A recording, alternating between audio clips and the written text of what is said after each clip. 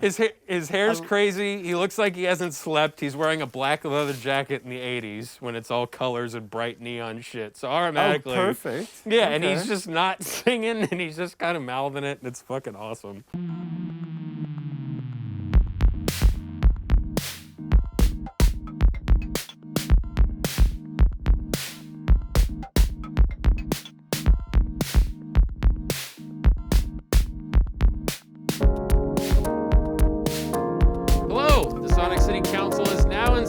Thank you once again for joining us, whether it's in your headphones, your car, your home, your mind. We appreciate you. And coming to you live and in person from the other side of the couch, it's Davey Sipes.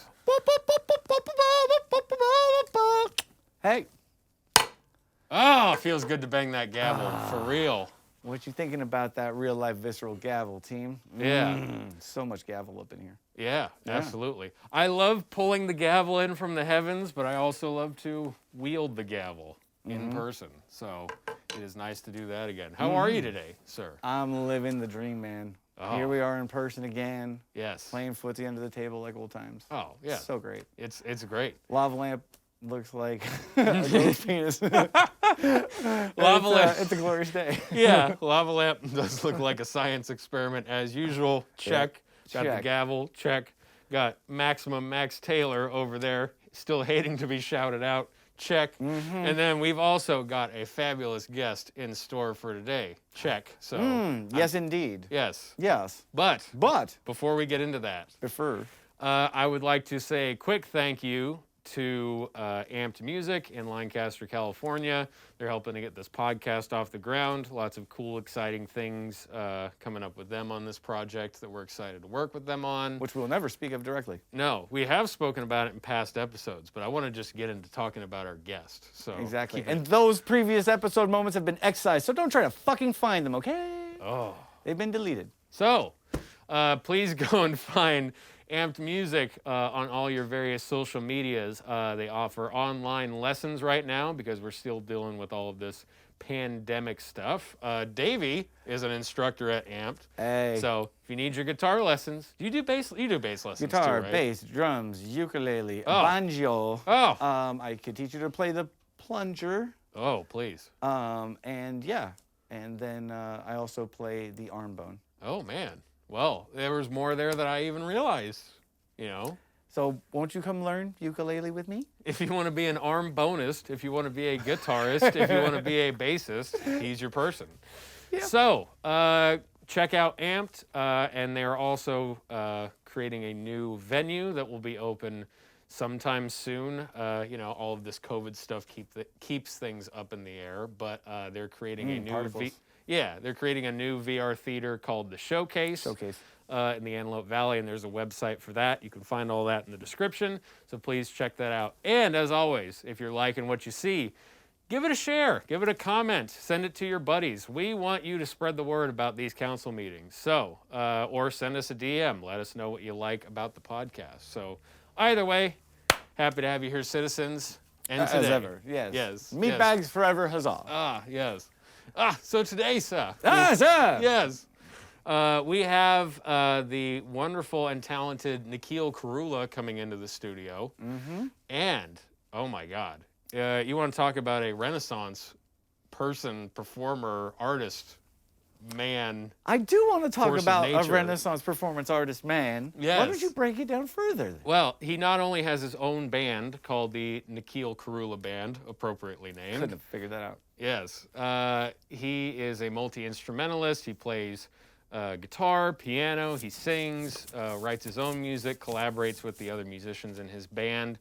He's been, I think, about 20 years now, or longer. He's been performing with that band or so. Yeah, they've been going 20 years. Yeah, and then also he started off as a kid performing in the He was a boy soprano featured singer in the LA Children's Choir, and he sang at Carnegie Hall. Bam! With a lot of featured vocalists, so he's just a ridiculously talented dude. Yes, so... with his time in that and him as a performer now, he's gotten to perform at the Grammy Awards with that choir as a kid. He performed at Rod Stewart's wedding with that choir. Yeah, you were there. I was going to say, you were the arm bonist in the band. Yeah. he's open for the likes of, you know, I'm trying to. I'm tasting it still. Yeah, I was gonna say. I'm not 100 on it. You know, sometimes you throw the call back out there and it just the milk's gone bad. I'm yes-anding you there. I follow the rules. Yeah, improv. You can't I play say the no. game. Yeah, exactly. You know what? Just a quick aside. I love the fact that you're here and it's not a screen, and I feel like it's just. It's nice to have the dialogue again, because when we have conversations in person, they're conversations, and when they're over Zoom, you know, the AI is interfering. Yeah, if I start buffering on the couch, then call an ambulance. So. It's happened once or twice. I never said anything. Yeah, so just giving you a heads up on that. Okay. But yeah, so tons of history with his, you know, time touring and performing, and he's, you know, with opening up, you know, for people with the Nikhil Korula Band, he's done Bonnaroo, Playboy Festival. Yeah, Bonnaroo Festival, the Arroyo Seco Festival, Playboy Jazz Festival. Got to open for Dave Matthews and Ray Lamontagne. Yep. Yeah, a bunch of people. So check the description below if you want to read up more about that. You can find Nikhil's bio.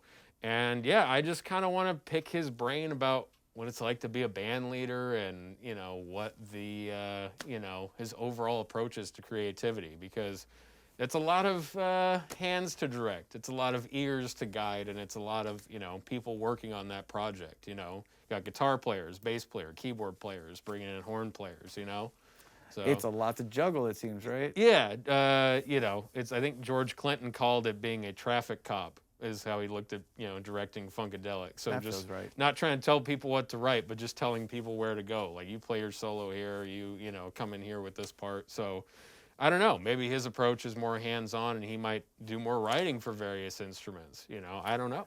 I'm super interested in the process because I want to ask him a bunch of nerdy questions about his brand new album, debut 2021, called Revolutions, streaming everywhere. It's pretty impressive, and I have a lot of things I want to talk to him about.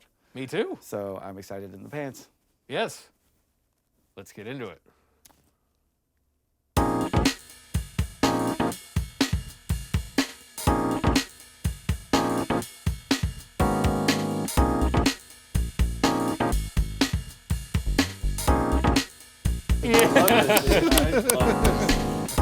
But you run into that a lot where it's like you just hit glitches on gigs and it's There's never been. I have an amp repair guy who's unbelievable. He's one of the guys that played on the record, and and his line is always, "This is why musicians die young," because gear doesn't always work. Yeah. I have a Vox AC30. Love it. I love it. I love it. I will never take it to use it on a gig. Really? Because it is so inconsistent. The tube will start rattling, or I'll get some weird hum, but I'll use it in the studio because I can dial it in and make sure it. Like, are you working today? If you're not, I'm going to use amp number 2. Right. But man, I always run into that, and it doesn't matter if it's the biggest studio or if it's the shittiest club. Yeah. I'm always going to run into some weird glitch where it's like a mic goes out, a speaker starts rattling. I mean. It's like it never ends. You're right. Is there one that pulls you out of your experience ever? Is there all like of them? A petty one? Is all of them? All of them. Because All of them. I mean, think about it. It's like, you know, whenever I rehearse, I always like tell the band this. I'm like, as long as it's close to our rehearsal, I know it's going to be good. Yeah. But no gig has ever been better than one of our rehearsals. Because we rehearse so well, and it's like we dial in the sound, and everything's just controlled. We're the ones that are controlling those variables, and it's consistent. Right. Everybody's in the same place. We know how loud everybody has to be. It's like, okay, we know the gear.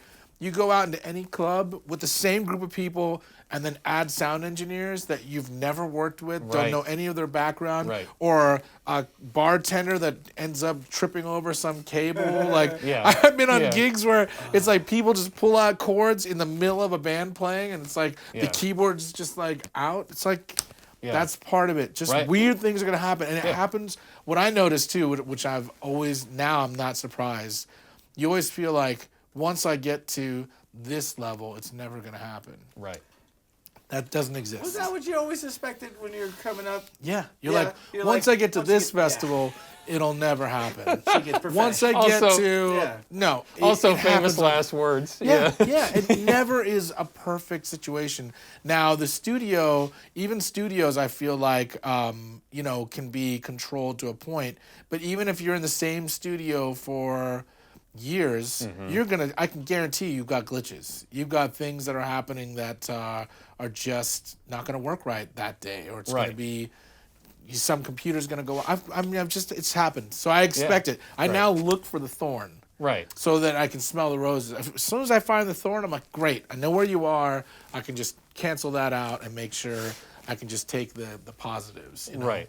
I look for the thorn because it's there. It's always there. Oh, it's guaranteed. I was just talking to my bandmates about this because I do, on the technical side of things, I've done sound for a while, and I do sound at a theater out here, and then I've done sound doing like punk shows and stuff starting off.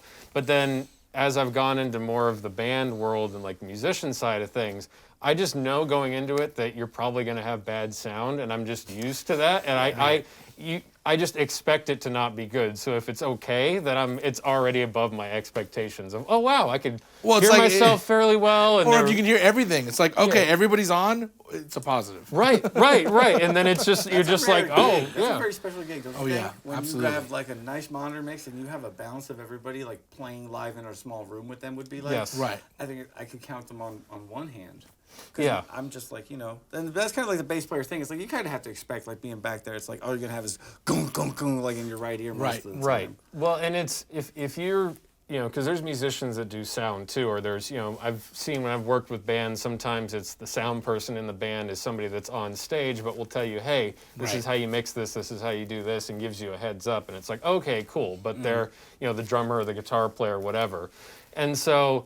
I feel like for them, it's kind of the same thing because they're going all over the country and they're going to get all these things that are hit and miss. And so when they've come up to me and go, hey, that sounded really good, I know that it's like they're probably used to Well, you're a just musician. Well, right. That makes all the difference. Right. Because you actually care about music.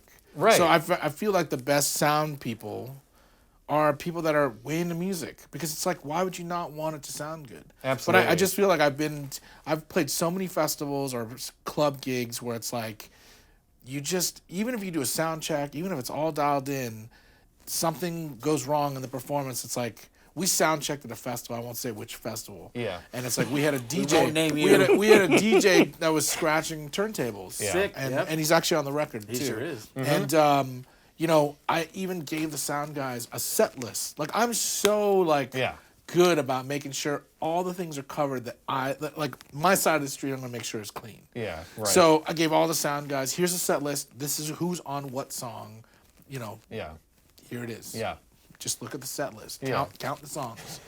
So the DJ's up and I'm like, all right, let's give the DJ a solo. And he's sitting there and he's like, I got no volume. And I'm like, yo, you had one job. Yeah. Turn the fader up or take the mute button off. Yeah. And it's like nobody pays attention sometimes as much as musicians. So like when musicians are running sound, I feel like it always is. There's a level of attention, right? That is just a little bit more focused on the details. Yeah, no, it's a two-way street like that because the artist has to, especially if they've never worked with each other, the artist has to go to the sound crew and go, hey, this is the input list, this is what we need, this is the general vibe of what it sounds like, and then it's up to the sound people to then meet the artist and then work with each other on that. And every time it works well is when that happens. If there's the artist is being really unreasonable or the sound people are really have some sort of ego, which can happen sometimes, especially in clubs. It's always clubs. But then you have like great sound people. Oh yeah. And it's like, I remember you. I'm gonna cherish you. You're like a diamond in the rough. Right. And it's just, to me, everybody's on the same team. I don't care if it's the biggest artist in the world or you've gotten to meet a lot of people, which we'll get into and talk about that. Everybody's just a person to me. So that could be the person getting the coffee at the studio, getting the love it. Because I've been that guy who it's just my job is just wrapping cables, and then the people that shake your hand or really like treat you like a human being, you go, oh, I remember that. Yes. And the people that do that at every gig. Well, and it's like even people. I don't care if you aren't the best at what you do. I can tell if you have a good heart at what you do versus the people that aren't so good, but they have this ego of like, oh yeah, I know what I'm doing. And then it's like, I don't know exactly how you have your rig set up right now or your console, but I know that it's on you right now. And you're like, I don't understand. I'm going to baffle you with, it must be the thing. And I'm like, no, I can tell. It's like you did something. We need a sound check for you just individually to get your stuff right. Yeah, well, yeah, no, and it's everybody's on the same team, man. Right. And it's like, I wish there was more of that in music, and I wish that there was more people that had that outlook. And it's there, but sometimes you run into that really obstinate thing, and it's just like, where is this coming from, man? That's not what this is about. Well, a lot of it's because it's like people expect to not work with the same people all the time. Right. It's like if that was your crew, would you treat them like that? No, but I No. treat every crew like, yo, man, this is great. Even if like, I'll get emails like, hey, man, can you send me your stage plot? Great, here it is, dialed in, sent you 3 emails. Yeah. And then I get to the gig and the sound guy's like, so do you have your stage plot? I'm like, Yeah. I emailed it. And Yeah. guess what? Because I'm organized, here's the stage plot again. Yeah. But it's so great when you have guys that are like, hey man, so I've got you got drummer right in the middle, you got saxophone. I'm like, oh my god, Such a big I difference love for you. This when- is great. Yeah. For you to step up and do what you do, it's like such a better, like you Yeah. know, it's like you feel more prepared. I'm sure, right? Right. Yeah. Dude. and Well, that's you like- know about the Green M&M story. Do you know about the Oh, Van yeah, Ozzy very. or- Yeah. No, it was a Van Van Halen Halen. story. Van Halen. So Yeah. they would Oh, put then I don't know it. put all green M&Ms in a bowl Yeah. on their rider. Yeah. And because they had such an ornate sound spec for their stage plot, for their sound, for their rigs, so they knew if they walked into the dressing room and they didn't see a bowl of green M&Ms, that nobody read any of the specs, Right.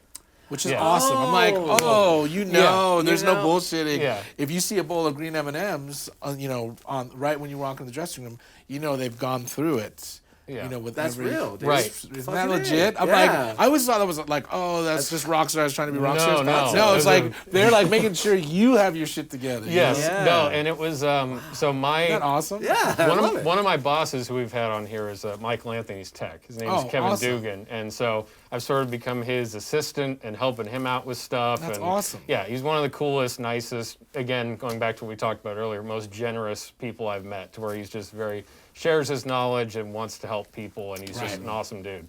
But he was telling me that story too, as a safety thing, because they had such a huge stage, and he's been with Michael since I think 80 or 81, so like Wow. 40 years. Their stage was so huge and massive that they were running into safety issues with the way the stage was built. And so that was also a thing of like, if they thought it was sketchy or if there was stuff left out, whatever it was, it could have been a safety issue, could have been you didn't Yeah, read the contract. and I get it. Oh, no green M&Ms, we're like, bye. And yeah, it was like, yeah, that's a savvy business move. Everybody thinks it's this ego thing, and it's like, no, that's not where it came from. It's like, And then, as soon as you hear that, you're like, oh, they had their act together, and they want to make sure everybody that they're working with, so that Right. it can be a positive experience for the show, And Yeah. But I love when there's nothing better when a festival or a club, it doesn't matter if it's a big festival or a small club, it doesn't matter. When there's a sound crew that's like, let's make this awesome, man, nothing makes me happier, and it's so dialed in. I just love working in that capacity because it's Yeah. like that's what a band is. Yes. You're working together with a group. It's Yeah. like let's make something greater than what we could do on our own. So Right. every part of the crew, whether it's the lighting, whether it's it's just like you have to do that. You just Yes. have to make sure you take care of everybody. Yes. It's like Yes. that's super important. Right. Super important. Well, and it should be a big hang because like everybody's getting into this because, it's not initially for the money, because it's one of those things that, as we were talking about with payment and things earlier, it's like a lot of times it's this slow crawl and grind to get to where Yep. you want to get to. And so we're all kind of in the same boat of trying to make it, or if you have made it in whatever capacity that means to you, then it's all this big hang, club that we're a part of. And we're all from different walks of life. We're all from different backgrounds, it could be socially, different parts of the world, we're all doing the same thing to a certain extent. So Right. to me, it's like this is kind of one big party of like, hey, like how it was earlier. We were just hanging out and talking and sharing stories, and it's like that's just what it's about. That's And- what life is, and it's like even when you think like you talk about the payment thing, it's like if somebody's making $1 million on a gig and they're just not happy doing the gig, is the payment worth it? right. Not necessarily. Right. Whereas it's like sometimes your payment is just like that it all went smoothly and you reached people and created something and you have enough to get Right. through this. That's Right. that's the other thing. It's like I know so many people that are really like in successful careers and miserable. Yes. Oh, dude, yeah. And then I know people that like they're not making millions and they're so happy and joyous, and it's like, you know, you have to love what you do, and it's like if you can spread that within a group that you're working with together, nothing's better. It's like then it's like everybody's on the same page, like you said, and creating the same vibe. And absolutely. It spreads like a ripple. You know? Yeah, and I've seen that just when you're working a show, and you've played a lot of festivals and played a lot of gigs. It's you're opening for a band, you know, that band and that crew kind of sets the tone for that day, and you've seen like the artists and the crews that are really cool, it spreads from the top down, like you're saying. It's a trickle. And then you go, you know, you breathe a sigh of relief and you go, okay, it's going to be a good day. And then I've had other shows where it's like, okay, it's like it's 8:30 in the morning. I was gonna say it's 8:30 in the morning. I think I'm gonna be out of here by like 10:30, 11 o'clock. Like, you know, and you're just kind of counting the hours. Like, oh my down. God, this is painful. Yeah, and that's those are the hardest, because that's when you really feel time. Yeah. You never want to feel time. No. Like, you just want to feel like, oh, time is this illusion that things are just always shorter and they don't last long enough. That's a good experience. Yes. Absolutely. You know, when you're like, man, it's only been 3 minutes and it feels like an hour and a half, that's when you feel time, and that's not always the best. Yeah. You know? Not at all, dude. Yeah, absolutely. It's, you know, and I think that some people get that, and you don't focus on the times where that doesn't happen. You know, you're just focusing on the times where that is. I think I think it's important to create those moments. Yeah. You do. Like, You have to fight to cultivate them. Really. I feel like, you know, I try to do a lot for artists, and I try to do a lot for anybody I work with whenever possible, because I think that is something you can create. And if you can do that, then the experience is better than, you know, some other experience that maybe is just not, you know, centered on something that's so basic. Yeah. You know, when you talked about opening for people, I've opened up for so many great artists, but I can count on one hand in 20 years how many of those people came up to me, shook my hand, introduced me, introduced themselves to me, or you know, allowed me to have a moment with them. And those are the ones I savor. I like put in the highest regard, because it's like, man, it shouldn't be that. You know, so you know, when I handpick opening acts for myself, I'm there during their sound check. I'm like standing on the stage. We're making sure they're all cool. I'm introducing myself to everybody that's on the stage. Yeah. I believe in that. You know, it's like if I can't do that and be that person when I'm hosting the night. Yeah. Right. Then it's like, how good of a host am I? You know? Sure. But I mean, I understand people are busy, things are happening, and sometimes people just want space. But it's so amazing when you have those moments with people, you know, like Ray Lamontagne, for example. I opened for Ray Lamontagne, and, you know, he spent an hour and a half in our dressing room just talking about music. And you know, it was like this really profound experience, talking about writing, albums, inspirations, what got him into music, what got me into music, what songs of his inspired me to write certain songs that I was handing him, like, here's a CD, this song you inspired, like, this is like why I make art, to have those moments. Or like I opened for Paige McConnell, the House of Blues, and like I get a knock on the dressing room door as I'm schlepping all this gear in.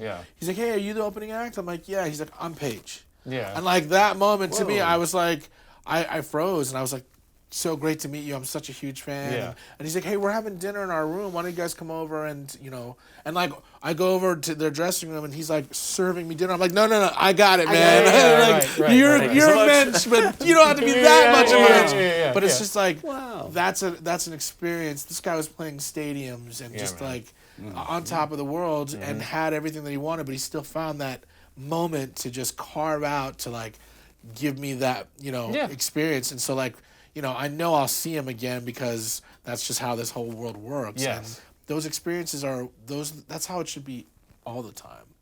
But it's not, you know, but I savor the ones so much. So like whenever I'm trying to do shows with people, I try to be that person, because I've learned from people like Paige, or from, no matter how big you are, it's like, you're not that big. You know, you're just a person, and just be grounded in that, and just be kind. Yes. You know, Yeah. simple. Dude, As simple as that. Well, You know. dude, it's so easy. Yeah. It's so easy. We Yeah. all put on pants. We all take shits. Yeah. Well, some of us put on Daffy Duck and Donald Duck. Yeah. They don't necessarily put on pants, He's a man. naughty sailor. though. Yosemite Sam don't put on pants. Yosemite Yeah. Sam don't wear the pants. Not everybody's with the pants, but you know, you're right about the other part. Right, right. No, and I love that everybody can be as weird and eccentric and crazy as they want to be, but there still is that thing of like just being cool in like that moment. You know, Yep. you can be as eccentric and weird as you want to be, but as long as you're just treating people well, you're not hurting anybody. You're just being that. You know, you're not putting people down. It's like there's no reason for that. You Right. know, and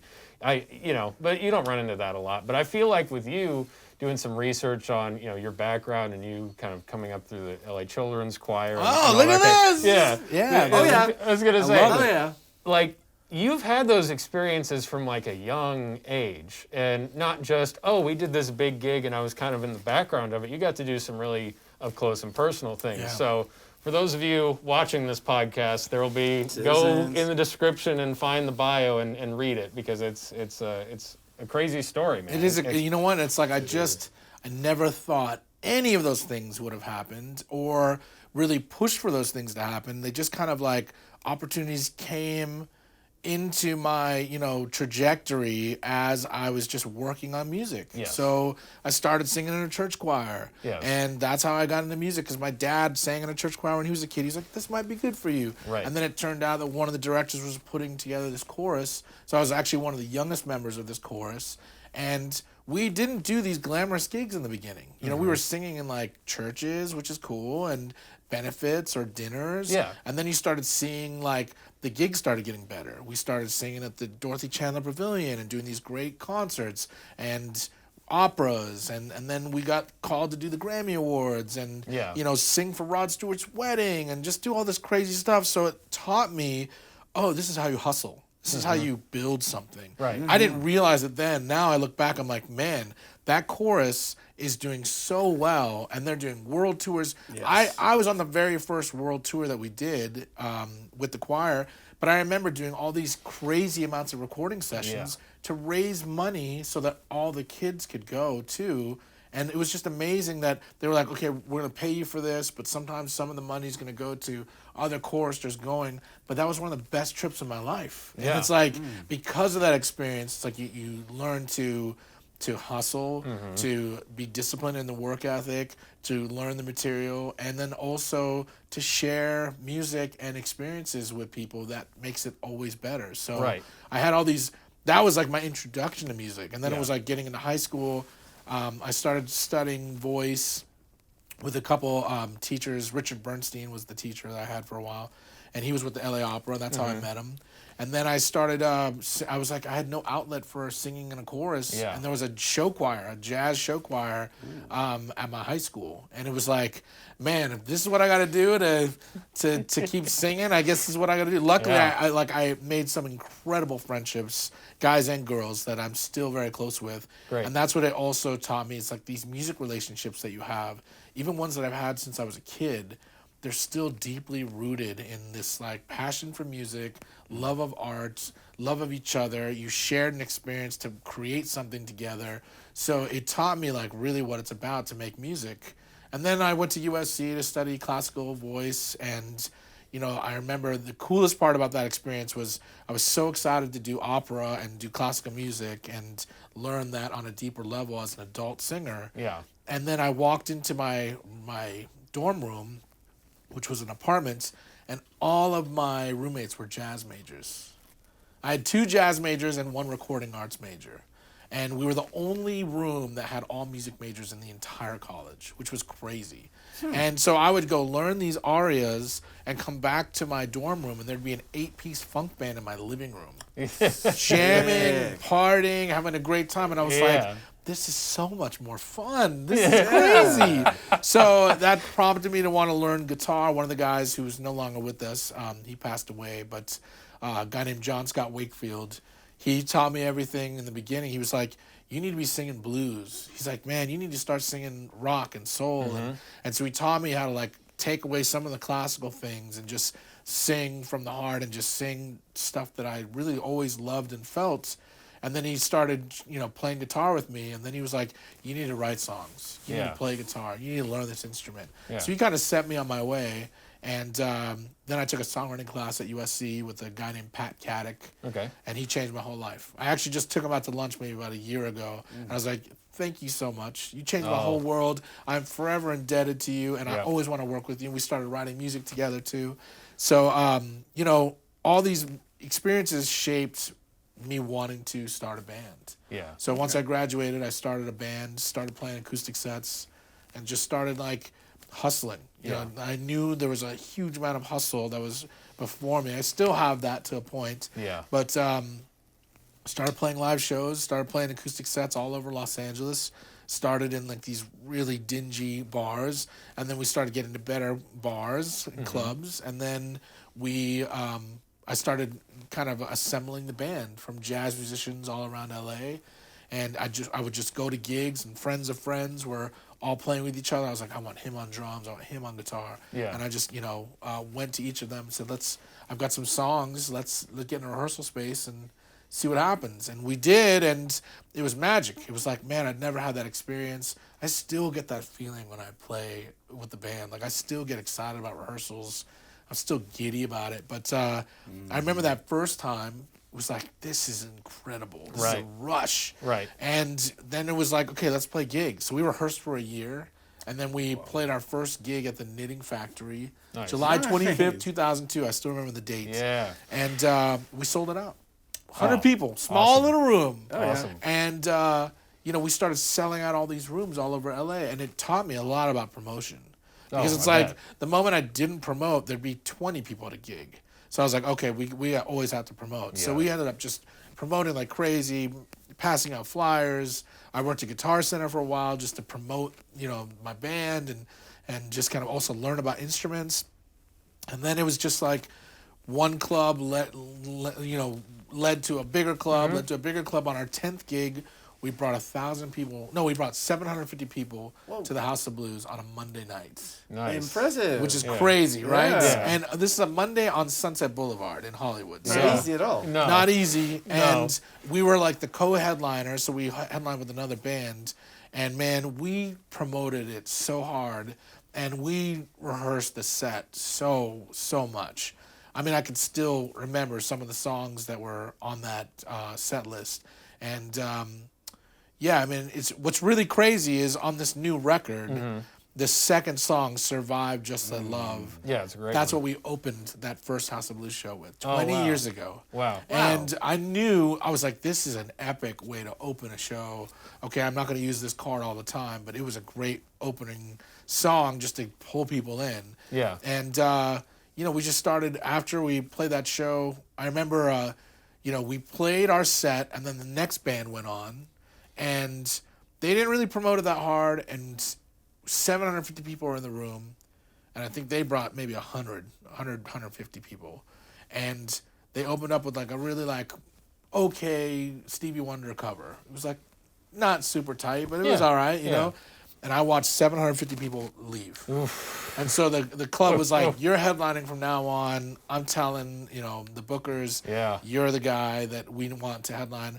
And man, I always loved playing the House of Blues. And every time I pulled up and got into the club, everybody came out, like the bartenders, the waitresses, everybody was just like, man, we love when your band is here because it's like just such a good party night, and everybody loves the music, and everybody's dancing, and there's such a good time. Creating the culture. And it's like what we were talking about earlier. It's like I went around to every person, stage crew, and lighting people, waitresses, bartenders, and shook their hands and said, thank you so much for doing what you're doing to be a part of this, because everybody's a part of it.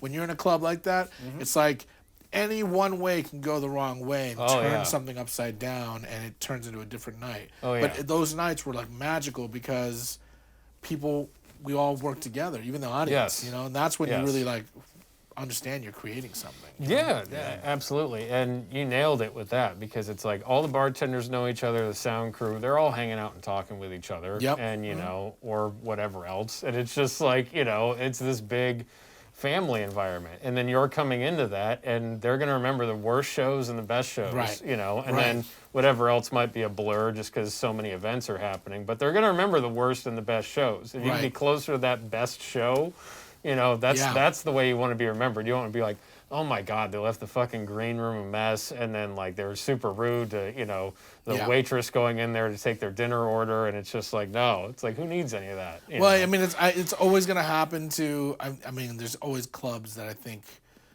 some bands are just going to do that, and I get it. It's like, you know, when they're on the road, maybe that's the way of acting out, but like I always tell my guys, I'm like, I want to make sure that everybody in the band is the kindest they could possibly be, and then when people hear us play live, they're like, that is one of the most talented bands or tightest bands or most professional sounding bands. Right. Like if we can do that, I'm like, we've accomplished exactly what we need every time we play. Yeah. You know, so luckily I work with great musicians that are Right. so kind and down to earth too, that it's been such a dream to just kind of get to that point. Yeah. And yeah, we've just been on this roll where it's like, okay, let's keep playing, and the crowds have gotten bigger. It's like we started playing for 100 people, and now there's pictures of us playing in front of 10,000 people. It's like we're playing all these huge festivals like Bonnaroo and Summerfest and Arroyo Seco and Playboy Jazz and all this stuff, but it's like the same concept has to be, let's make sure we all connect and we're all making, you know, music and it's fun, and, you know, we're connecting to the audience and creating something that's unique and original and taking some risk and letting people play. Yeah. You know, that's when you know it's a good time. Yes, absolutely. Absolutely. It's refreshing. You know, I think people have that attitude as refreshing. But going back to when you were in the choir and you were starting to gig like that, I feel like that, you know, what you're talking about in the professionalism and just kind of knowing what the music world is like in reality as opposed to whatever people think it might be, you're learning that at a really young age. Yeah. So even with the choir, I'm sure you were getting those lessons, transferring them into your band life later on. Oh yeah, I think, but I mean, it's like amazing. I think everybody, what I really like, I'm blown away with is just the discipline that all musicians take to learn their craft. It's like the one thing I was just talking about this the other day. I said, you know, there's a global pandemic and there's a lockdown and people are separated, but I can guarantee you every musician is playing.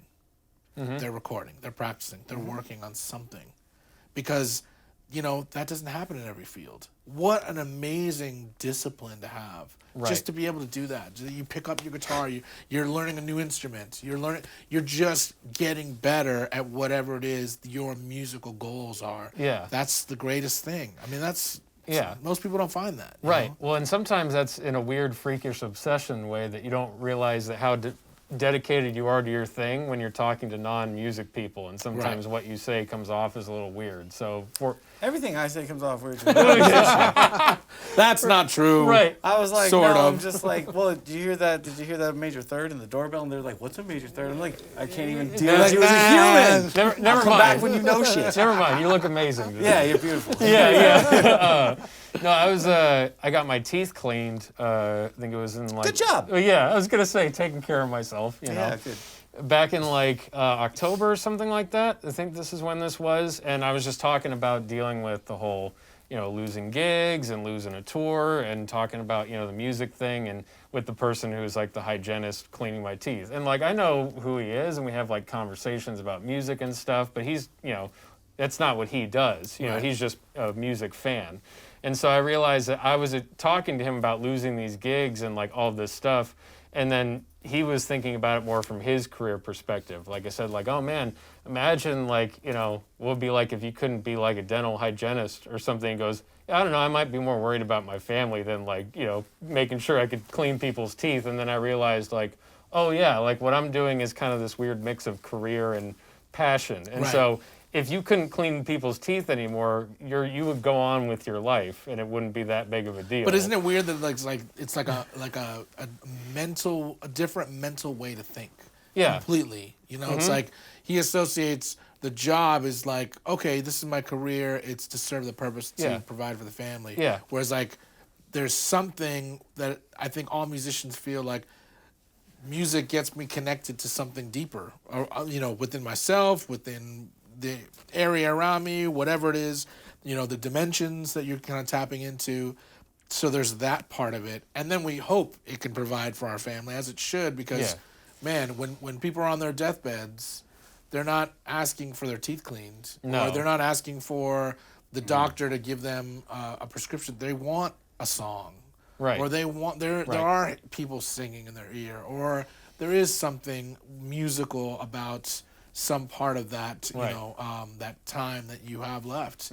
So it's like those things, people kind of, there's a disregard for how important music is, and that kills me, because music is a very special thing to me, and it always will be. Anytime I'm able to play or write or sing or perform or even listen, especially listening, it's a special experience. Yes. Absolutely. No, absolutely. And I think it's something that it's the way culture just has shifted, and I think it will shift back around, especially with people being deprived of music. And I've already seen a couple articles pop up about not taking music for granted, and also like having a thirst and a craving for music now, because people have been without going to shows that they could just see whenever. People were spoiled for choice, and then they had absolutely no choice. Right. So I think that there will be a shift, but I think it is just how people are consuming things at the moment, because the culture hasn't caught up yet with the fact that we can just pull up music whenever we want, and it's just become this really convenient thing. Because when music wasn't convenient, you saw all these different subcultures and movements do all of this effort just to get their hands on a cassette tape. Or you know, tape trading in the 80s was how metal and hip hop and all that stuff got started. And you look at those movements, and it's like they had to do that because you couldn't go to the record store, or you couldn't go to the mall, you know, Sam Goody or whatever, and find, you know, some really extreme band. I just threw out Sam Goody. I was just gonna say, I threw out an arcane reference there, Sam Goody. Oh man, Sam Goody. Goody has it, right? Dude, Goody got it, right? Goody got it, baby. Right. Goody got it. That's right. But you know, it's now that it's convenient. I feel like music. It's like, oh yeah, I can just whatever. You know, the audience is spoiled for choice. So I hope this ignites people's passion for music again, and goes, oh wow, I need more of this in my life. I definitely think that's interesting. I definitely think I've heard some people say, "Oh, now I'm definitely going out for concerts." Yeah, I've heard that too, right? You know, and it's like, I've heard that too. Man, I hope that you remember this, because, man, what a way for live music and even movies. Like, man, I love going to movie theaters. Me too. And I haven't gone to a movie in a year and a half, maybe. It's like, that's crazy to me. Yeah. But yet I've just tried to consume, and I think the hunger is always there for art and music and movies or whatever it is. And I think that is what will always be there. But I think the tech also has to kind of serve the artist on some level, because the tech is just like being so mechanical about it. It's like, well, we need to get this much amount of money. Yes. Yeah. Even though it's based on, well, Black you Mirror created theory. this, and we're going to showcase this. We're the stage for people to see it, but we need this. And it's like, it pays $50, but Right. $10,000 of exposure. Right. It pays lots of exposure. it's even Lots less than of that, exposure. unfortunately. What does that yield you? Yeah, Who's to say? yeah, it pays exactly 750 exposure. Yeah, exactly. Well, I think a lot of EXP. it, there's so much, like, there should be a proper musicians union, and I've heard there is a musicians union, but it ain't the best It's union. not. It's not like the Screen Actors It's not like Guild. SAG, No, exactly. It's not like PGA or any of Right. those No. things I'm interested in getting Right. into either. Yeah. I've it's totally different. Yeah, But I've heard from so many professional musicians that I've asked them about it, and they just go like whatever, like it doesn't Right. mean anything. And I Right. go, okay, I'm sure it's like It if I- used to work this way though. Right. My dad moved down here in '72. Great jazz drummer. Started working in the union. Started doing session work, and he's like, right around 80, you stop getting calls. Wow. I was like, you just stop getting calls because they would be basically calling like the same four cats because less gigs were already happening. Even back then, believe it or not, Right. like less sessions and more. That was already the advent of like the synthesizer stuff, frankly, Right. and just different methods of drumming and sessions. right. Well, Yeah. think about this. This is something that I will. Rudy Sarzo told me on one of the tech gigs, and one of the nicest bass players, musician people I've ever met. Same thing, super giving. Yeah, super giving. Will sit down and share stories and knowledge with you, and he's just all around cool dude. He was talking about musicians back in the day. Your gig was a big band ensemble, right? Tons of people. Rock and roll comes along. You can only do it with 4 people, and they only need one sax player. Right. And then now we're looking at, there's only one guy with a set of turntables just singing the tracks, and then we're like, it's if you look at the progression, there's always something that comes along like that. And here's the thing here's my little theory about it. There's something that hasn't changed in all of this time through Yeah. all of this musical history. Yeah. Is the way that it's being approached and consumed. Right. Right. So my theory is that like we take everything sacred in our culture and we commodify it and we turn it into a McDonald's version of what it was to our ancestors. Absolutely. Right. That's true. And you could say whatever it is. It's like it's a global juggernaut either way. We're the wealthiest country in history every day, and it doesn't look like it's going to change anytime soon. But at like what cost to what our culture really is or could be? It's happened. It's a shell in a sense, and it's like but. Most people are looking, it seems like everybody's on like this treasure hunt. It's like, well, something happened and like there's cracks in the facade now. And there's like little ways where you can peek inside and find, oh, there's really interesting things. People are doing things independently or they're doing things like this and they're taking chances. So it really is a time of a renaissance too. But I think that still hasn't changed. We're still stuck in this thing like, it'll get to the point where the cute Japanese robot they have in the department store will be the DJ. Well, I mean, And they then even there have won't be a human computers DJ. making songs like They're where making it's okay like an songs, right? algorithm like based on what this song works here, so it's gonna do this certain thing. And I'm like, this is crazy. Maybe in 5 years they could perfect this, and it's like you won't need songwriters. I don't know about that. Now here's my thing. You're an amazing songwriter. You can't tell me that like making. Because here's what happens. Somebody's always going to put stinker choices into Yep. the algorithm. Yep. Somebody's be like, you know what I want? I want that tag team song. I want that mixed with some James Taylor. I want Whoop There It Is mixed with Fire and Rain. It's true. Algorithm. Whoop, whoop, there's Let's the see. fire. Whoop, Yeah, there's whoop, the rain. Whoop, there's the Whoop, fire. there's the rain. You have your hit song right there. Oh shit. Oh, dude. But yeah, that's just a thing. That's good. Yeah. I like it. Well, I don't know, man. I think that to me is like art is not supposed to be perfect and music isn't. That doesn't mean that you can't be technically great at what you do or whatever. Right. But the fact that we've gotten into this point where it's like we've grown used to this quantized, absolutely perfect on the grid sound and everything is exactly this way. And I think that as time goes on, and it's like a robot can do that and robots may do that or AI might be able to create music. But there's that old Tom Waits quote in that one movie, I think it was Risk Cutters that he was in, where he was the mad scientist doctor guy, of course. But he was talking about the analogy of if someone were to go into a forest, and basically cut down all of the straight trees, that if there was one real crooked, weird-looking tree in there, that they wouldn't cut that down because that's not going to make good lumber or whatever. But then that's the only tree left standing in this whole forest of, Right. everything else, right? It was the whole analogy of this tree got always made fun of by everybody else in the whole forest and going, you're not a real tree. And then he goes, one day the guy running the lumber mill said, cut all the straight trees. And then that was the only tree left. And that was his analogy of like, it's better to be weird and be your own thing. Well, I mean, I think there's something about, you can be eccentric and be creative. As long as it makes, my theory is whatever you can do to be creative, as long as it allows you to be a positive society member. Yeah. It's like if you're impacting people in a positive way, that's the greatest thing you could do. Because there's so much of an easier way to just be destructive. Yes. I think they're creators and destroyers. It's that simple. Sure. Which line are you on? Are you creating something for, the joy of mankind, or are you destroying something? And it's like the weird, tricky thing with tech is like sometimes those lines can be blurred. Yeah.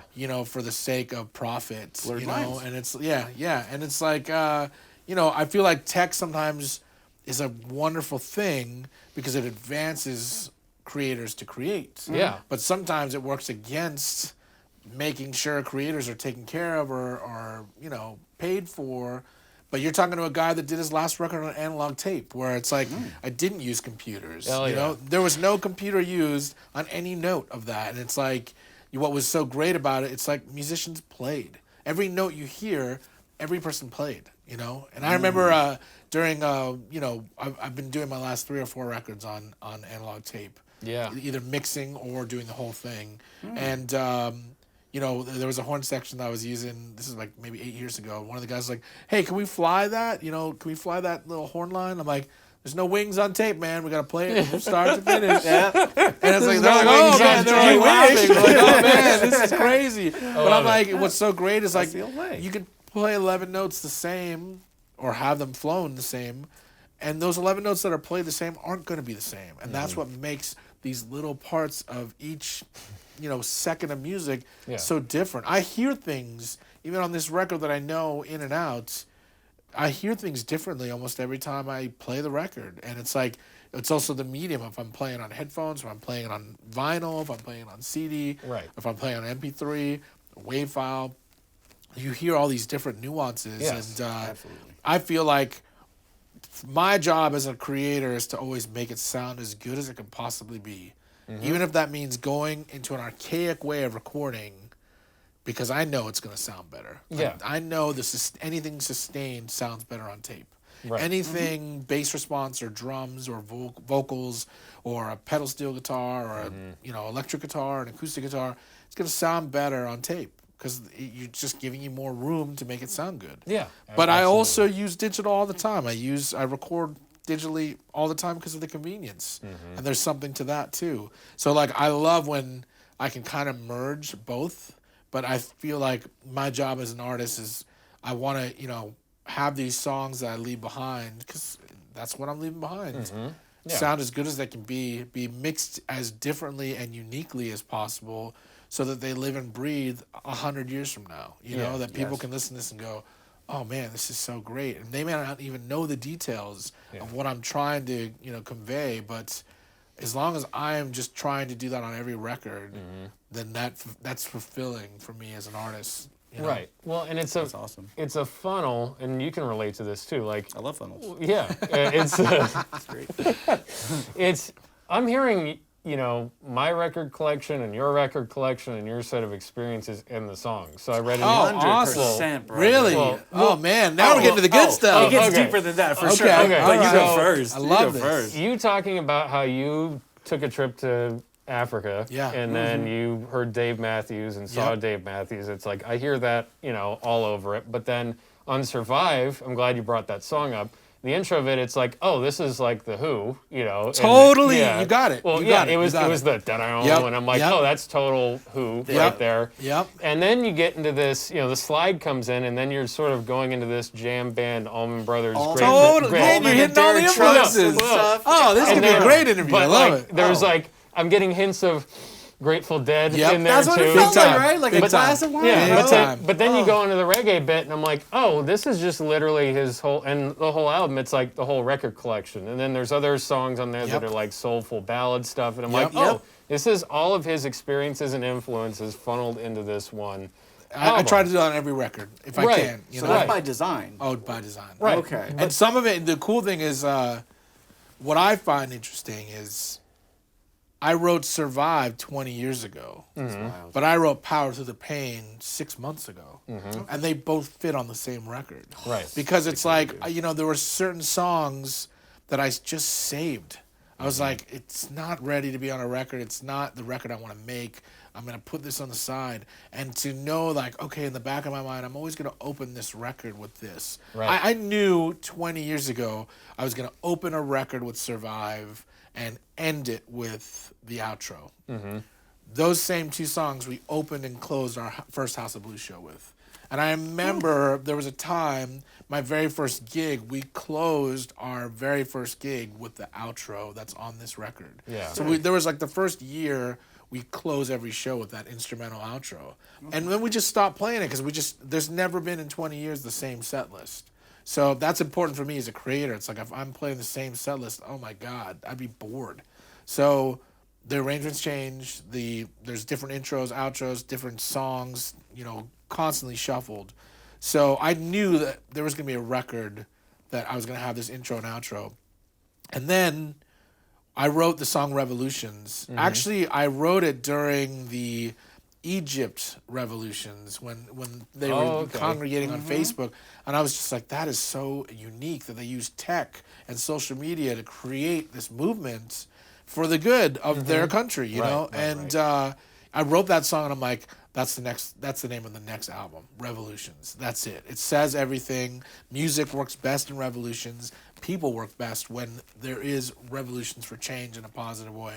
So there were pockets where I was like, I knew, okay, I've got track 1, I've got track 13. Yeah, right. I've got track 5, 6, 4. So it just all started coming together. So the amazing thing to me is like seeing how the whole collection took 20 years in some ways, but also took 6 months, as of late, just seeing how it would all work. So to me, that was kind of like one of the most beautiful parts of the record, was that it all fit in a very like methodical way, storytelling way, influence way. Sure. Like I wasn't thinking about The Who and making that record 10 years ago, but when we started playing that track, I knew that's where we were going to go. And so Yeah. it started going into this, The Who, U2, Allman Brothers, Steely Dan's a huge influence. Yeah. Dave Matthews Band is a huge influence. Paul Simon's a huge influence. I hear that. So it's Yeah, like you, yeah. and then there's there are these songs like Give and Forgive, which were, I always love a really good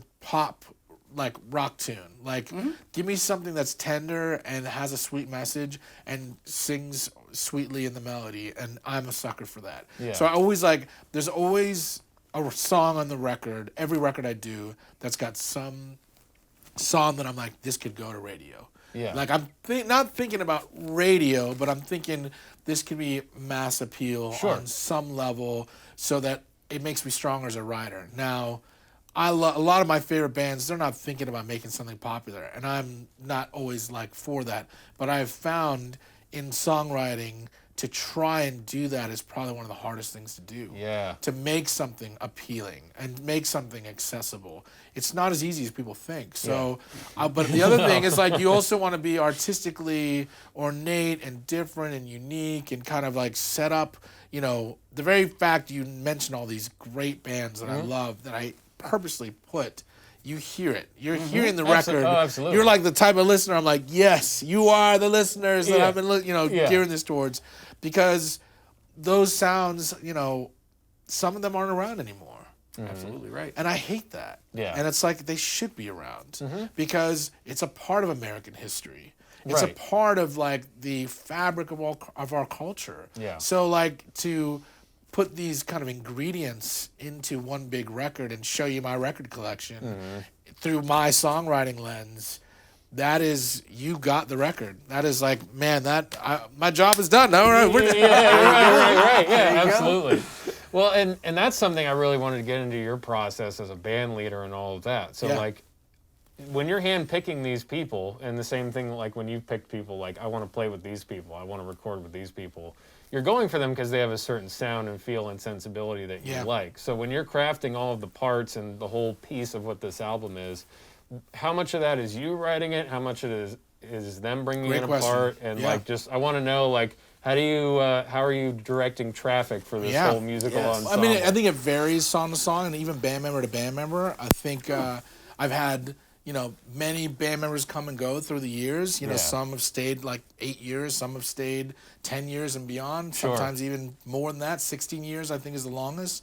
But there are some people that are also new and, getting into the, what this band and the vision is. I think it's always going to change. Yeah. And I like that it changes. So what usually happens is 9 times out of 10, I'll write songs at home. Yeah. Or I'll write them in my room and just try to formulate an idea of what I want the song to be. And then I have an idea. Okay. And then I'll bring it into rehearsal and I'll say, let's try this out. Okay, cool. And I'll kind of like let people find their parts. Gotcha. Like I feel like gotta let people be creative. That's the greatest thing because they may surprise your expectations. Right. And a song like Revolutions, the funny thing is we did that the first time we did the rehearsal for Revolutions was the last 5 minutes of another rehearsal for another performance we were doing. I'm like, Nice. hey guys, I wrote this song. I just want to run it. Let's just see if we can put something together. Last 5 minutes. And I just happened to push record. Oh, actually, I think my lead guitarist, Ray, I'm like, man, can you record this on your phone? He's like, yeah, sure. So he recorded it. And we have one take. I mean, it was just like, I'm like, here are the chords. This is the thing. Let's run it. Let's record it. So that is what was created in that moment. And the guitar part is the guitar part that you hear on the record. Now, like I try never to have like demo-itis when I write a song. It's like you get fixed on the demo. But like we tried it over time with other parts and new parts. And I was always like, Ray, nothing's as epic as that first spur of the moment thing that you just, there was no ego, no thought to it. It was just like, this is what I hear. Yeah. It's fantastic. Yeah. And so sometimes those moments I try to record all the rehearsals that we can, Of course. or when a song's arranged properly. Sometimes I'll say, I really want this line. It was in the original of this rehearsal take from 7 years ago.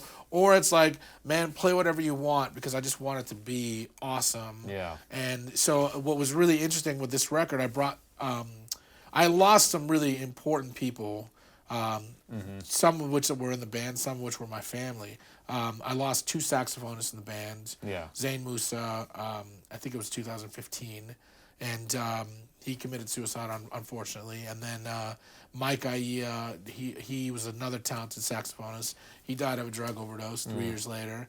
And somewhere in between that, I lost a cousin of mine who was a genius keyboardist, pianist, great musician. And so when he passed, I was like, I need to honor these musicians in some way. So the first thing I wanted to do was like, I've got all these piano songs. I've never brought them into the band. I'm like, I got to bring these songs in. So I texted everybody. I'm like, I'm going to bring in some piano songs. Don't be too critical at first because I want to learn how to arrange these songs with a band. Because usually I write a piano song. I'm like, okay, that'll be a solo piano song. So that was the first obstacle. It was just like, okay, how can I fit with my band on piano and not guitar? So I found that to be super original and unique in the process just because my voice had changed, with what I was used to, guitar versus piano. Yeah, absolutely. So what I also noticed was everybody's parts changed a little bit, which made it, I was like, God, I love working with these musicians because they were able to be, kind of molded into what the song needed. And I'm like, that's the sign of a great artist, if you can kind of adapt to the song and the structure and the vibe. So we started doing these rehearsal recordings and coming up with these great parts. When I knew we had the parts, let's record that. So that's how the arrangements became as they were. And a lot of what you hear on the record are these arrangements that we recorded that we knew this is going to work. Sometimes it was like, okay, we can be a little free here and I'll arrange stuff. Sometimes I would take the rehearsal recordings and on the song The Other Side, there's a guitar line that leads the horn line and then everybody plays it. Yeah. So I'm like, man, this needs something. I'm like, it needs something groovy. It needs a line. So I remember I was watching John Mayer play Queen of California with the band. And then he started playing this great guitar line. I'm like, that's what it needs. It needs a guitar line. It needs a guitar line that can be a line that everybody plays. So I took the rehearsal and cut it up so I just had that vamp and I just sat and worked on a cool guitar line. Yeah. And then I was like, guys, can we just vamp on this section? I've got this idea. And so as soon as I started playing, everybody jumped on the line. It was like, this is going to work. And then I started singing a horn line. And that became the horn line. Yeah. From the rehearsal, from everything. It's just like when all the factors are kind of lining up, when it feels good. And it's like a celebration. It should feel like that. Yeah. So that's how I arranged that. But, when you take a song like Give and Forgive, everybody wrote their own parts. And it was like everybody's part is so hooky. I love that song because everybody's song, I could literally just listen to the rhythm section and I'll be booging. And then when you hear Ray do this great guitar line throughout the whole song, I'm like, I texted all the guys when I was listening. I just got chills thinking about it. I texted the guys. I listened to that rehearsal demo probably 1,000 times that night. And I was in tears at 3 a.m. I texted them all. I'm like, I'm in tears listening to this arrangement. This surpassed what I thought it could become. And that's because of you guys and all the parts. Adam Gust on drums, Jesse Stern on bass, and Ray Bergstrom on lead guitar. And then it was like, okay, we need to find a saxophonist that can fill in for all the parts. And then it just made me think, no, we lost 2 saxophonists. People should feel that. Yeah. Because we feel it. It's not going to be the same if we just have somebody play saxophone on every song. Right. It's not going to be right. So let it be an absence. Let that be a character. We miss these guys. So instead of filling in their spot, let their absence be that they're still there and we miss that. You know. So that was a really hard concept for me to kind of run with because it was fighting all the instinct. Well, all of our fans know that we're a band with a saxophone, and now we're not going to have saxophone. Right. Okay, we're changing our identity a little bit. So a lot of the record, no horns. Mm-hmm. But then there's some songs, we did a Ray Charles tune. I'm like, this has got to have a horn. We're going to have a Yeah, horn it section. I'm wanted going to put it. together a Yeah. horn section. Yeah. And the funny thing is, originally I was going to have Tower of Power play on the record. Yeah, this is which is crazy. And so I met with them, and this is as the pandemic is starting Yeah. too. And then I was like, the way I was going to have to record them was they were going to be on tour. And I would have this small amount of time, and we're recording all analog. It's not like a computer we can edit. It's like it's all going to be there. So then I was like thinking, I'm like, you know what? I know great horn players that are all friends of all the saxophonists that we just lost. Yeah. Why would I have Tower of Power playing when I could have everybody that's friends with the guys we lost on the record? Right. That's going to mean more to me. It's going to mean more to everybody. So I told Tower of Power, I'm like, hey, man, we're going to do some work again. Sure. Yeah. There's a pandemic coming. This may be easier for all of us. And they were like, yeah, totally. Let's do another record. Yeah. Don't worry. And you know? don't want to rush that experience. Yeah, no, I mean, even yeah. if we did have to rush the experience, it wasn't the right record for it. Right, Like right. it felt so great. So I put together this horn section with like some of Justin Timberlake's horn section, Lenny Kravitz's trumpet player, Jay-Z's trombonist, and just these unbelievable jazz musicians, and just great. I put together a horn section like Tower Power, and they were all my buddies, and we just had that was the last session before the lockdown. Yeah. All right. So that was Yeah. that was when we knew, okay, we're going to mixing, and I was like, this was the perfect way to end all the sessions that we had, all these special guests come That's in. awesome. So Yeah. it made it special to have them on the record and showcase a couple songs that had horns, just to show like we still love horns. We're not going to banish horns, but I wanted that absence also felt on the record of the people we lost. Yeah. I love that. I just think that as an element, like that's like a real emotional, like expression Right.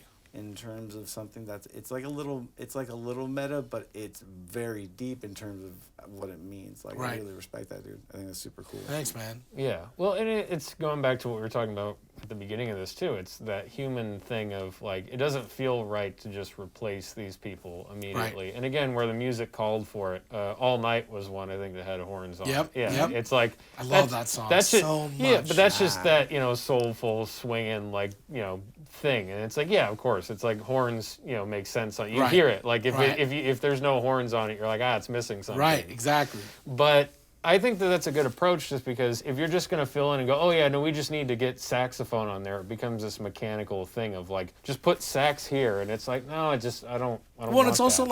like you can't just replace somebody. No, It's just no. like I've done that on gigs. It's like, oh, he can't make it. Okay, I'll have a sub play those parts, and even if that person's, that's just gonna happen. It's like we have to keep the show going. Yeah. But for this, because they were gone, it made me want to not make a record for a couple of years, which we didn't. We didn't make a band record for about 9 years.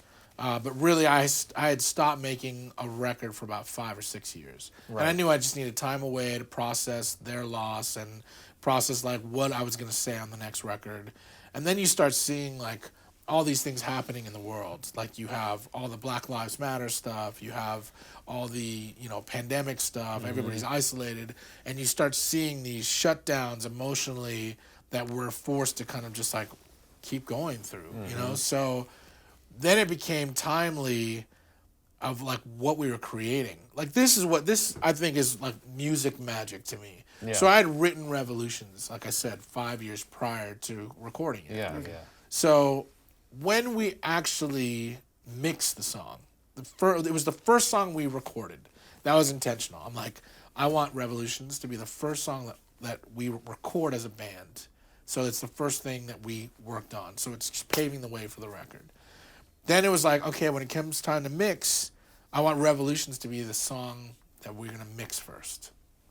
We ended up mixing the song on the first day of the riots with all the Black Lives Matter stuff. Oh, wow. It was like right when George Floyd had passed. Wow. And there was this huge uproar. So like there's a line in the song that says people looting in the streets while education takes its plight. We were mixing that as people were looting in the streets Yeah. around the studio. It's surreal. Which is I mean, it wasn't like directly around the studio, but I mean, it was close enough. Yeah. You know, it wasn't that it was so far that things weren't happening, but you could feel it. It was in the air. You know, it was around, even though you're safe in this room creating something. So this album became super timely because of the message that I was saying. It was just all about like promoting love. I'm always going to promote love. I don't care what religion you're a part of or what you believe in politically. All that matters is that you love and you create love within yourself and you create love in everything around you so that everything can move forward in a positive, you know? So I feel like one thing that was great about this record for me was the message was, you know, about giving, forgiving. It was about change. It was about being aware of what the government's doing. It's also being aware of like how we interact as people. It's like holding on to our own pain, how we soldier through that, powering through that pain to just create something, you know. And every part of the record had, you know, there's the other side's really about mental depression, just dealing with depression. Yeah. I Wish I Knew is about losing somebody because of depression. Survive and Just Let Love is just like about we're kind of isolated. We're, you know, not a part of the world in the same way that we should be. And there's a price to pay with that, but we have to kind of think about ways to connect to ourselves and to each other in a way that kind of can be even greater than just being separated and isolated. You know? So like every song had this message and urgency that's what I'm so proud of with the record. The way it all came through just to make something that was not just pop bullshit, you know? Right. It's like pop music it ain't saving anybody these days. Right. But it should.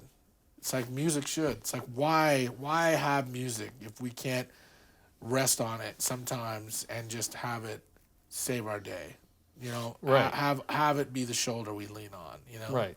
Yeah, and I think that there's, you know, talking about everybody tuned to their own frequency these days, there's a lot of people that I think use their platform and all that, and it feels like they're just creating product. And I think people can feel that. And then there's people in that field where you can feel that genuine trying to put something positive out there, or just people resonate with it. They're talking about, I'm sad, this is why, and people go, yes, just boiling it down to a really simple scale. Like, I feel that way too. And I think people can relate to that as well. And sometimes people won't receive that message because that's not what they're tuned to. So even if like that is on a really popular record, they're going to go, I'm not into that.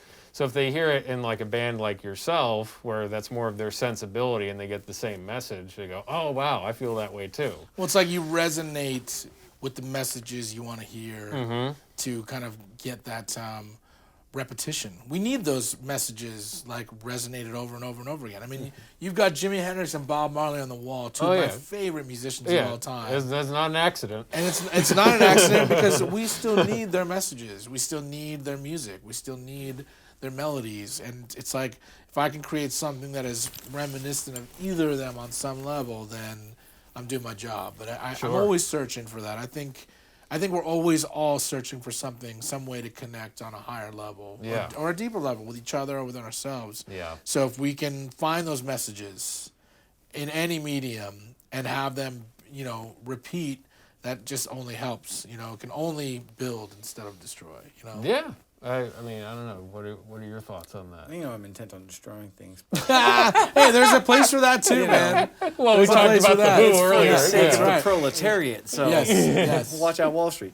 But yeah, no, I think, of course, I agree with the sentiment of all that. I think that it's like, you know, it's like before, it's when you put that much thought into anything you're doing too, that has a huge ripple effect in the way that it's going to be consumed, and then the people who come along later who like Nikhil's music really meant a lot to me, right? You know, or like somebody like Ali, who we've obviously known forever, who's like, we all know, go back and watch the Round Table, but it's like, she's awesome. That sort of that connection that you guys have, it's based on how much you both put into being good people, right? And that is then reflected in what you've decided to follow as your life's passion. Right. And then everyone you touch gets a sense of that, and it dials everybody into the same sort of frequency over time. Absolutely. That collective consciousness can only occur when you're doing what you're doing. Right. And when we're trying to do what we're doing in the same way, and then working together when the time allows. Right. That's what it's about. I think. Well, and that's what makes it such a great.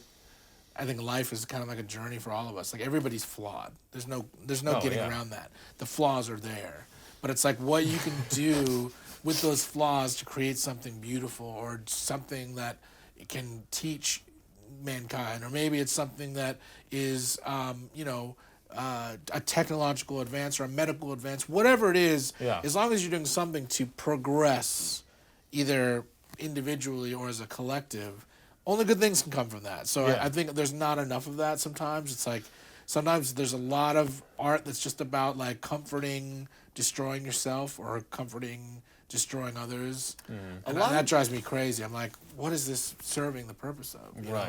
A lot of popular culture is as harmful, and it is also being given out in the same way that drugs are. Right. Like that's what I think that it's a wonderful time in the freeness of everything, but it's also very dangerous because like children, for example, or I have a 12-year-old, I'm like, even with him having special needs, it's like he's a pretty independent person, and he's already got his own life, including what he's consuming. Right. And I have to constantly go back like a sneak thief and go back and see like what's not just like, because it's not to catch him up, but it's like, I want to see like what's he being influenced by, because I still want to be, and it made me think like, he's going to be interested in other things. I got to be the strongest, most, like, best version of me I can be, so that he's always turning around and like, well, yeah, the world's like this, but my dad is like this. Right. Because that's what's kept me on the side of, like, not being a total henchman. And instead doing things with you guys. Right. You know?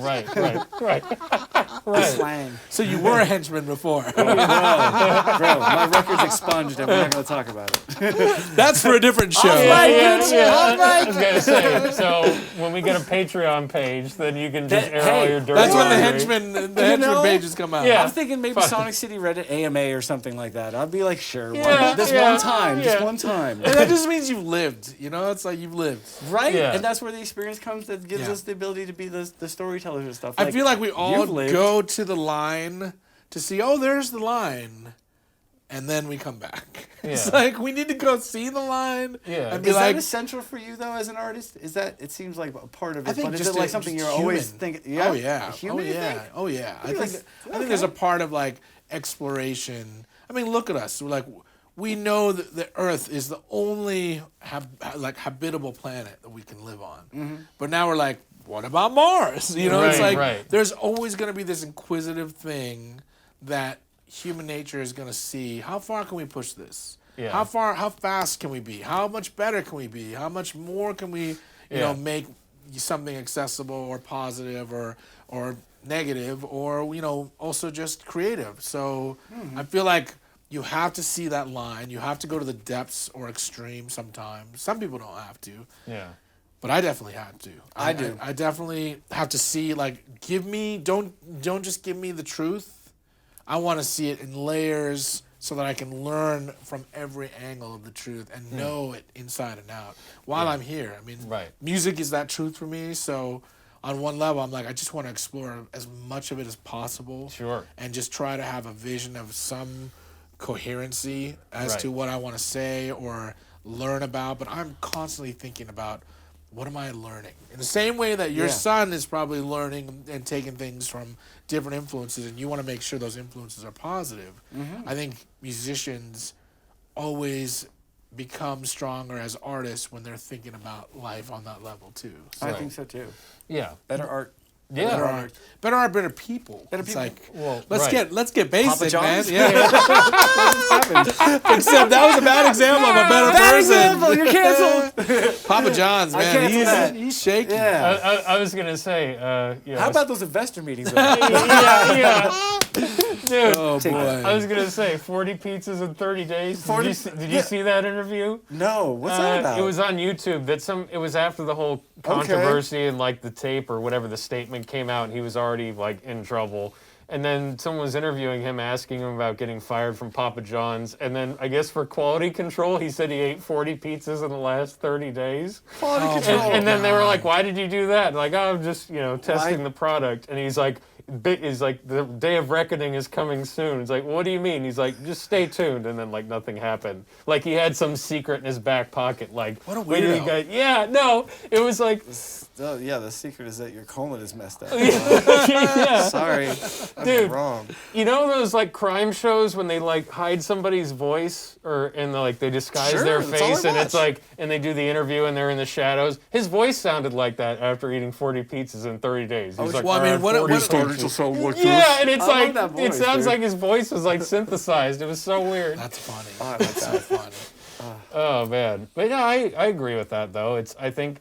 Which part of the pizzas or the art? Well, no. Thank you. I Are we on the pizzas or the You know he's about the pizzas. No, I was gonna say not Papa John's. That takes a Thank back God. seat. Yeah. Yeah, no. Because I would have. Would you? No, I was like, We're outta here. That's a pizza-like product. It looks like pizza. Right. It's not Right. pizza. Right. No, I think the artists get in trouble because they like to experiment and they push with things, and you see how that's been self-destructive for people. Well, especially like, Hendrix. It was like if you looked at that time.